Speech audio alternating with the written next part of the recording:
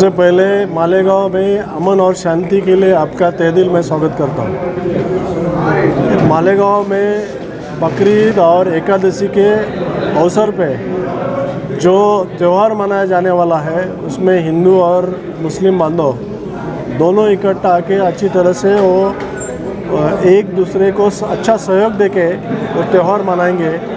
उसमें अभी जो शांता कमेटी की मीटिंग हुई वो मीटिंग में सभी सदस्यों ने और अपने आमदार साहब, मुफ्ती साहब और बाकी सब मालेगांव के प्रतिष्ठित नागरिकों ने ये ऐलान किया है कि हम शांति रखेंगे, मालेगांव का नाम कभी मिटने नहीं देंगे, मालेगांव को बुरा नाम कभी आने नहीं देंगे। और इसमें हमारा पुलिस प्रशासन पूरा सज्ज है। हमारे एसपी साहब, एडिशनल एसपी और हमारे एसपी, बाकी एसडीपी और पूरे सभी ऑफिसर्स और स्टाफ, ये उनके साथ में काफ़ी बल हम लोगों ने यहाँ पे दिया है। काफ़ी बड़ा तादाद में फोर्स भी डिप्लॉय किया है।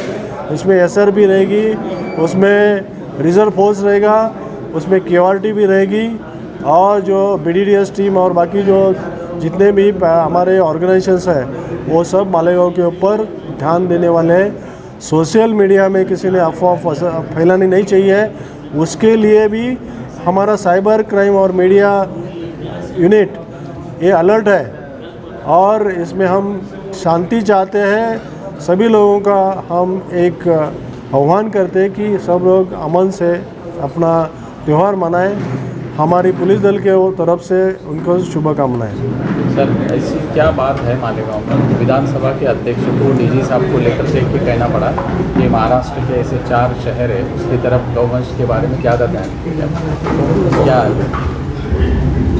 वेलकम। देखो, जो गौवंश के बारे में वो कानून हो चुका है, उसमें कानून का अमल बजावनी और कानून का पालन सब लोगों ने करना चाहिए। जिस मुताबिक एज पर लॉ नागरिक उन्होंने भी करना चाहिए और सभी लोगों ने करना चाहिए।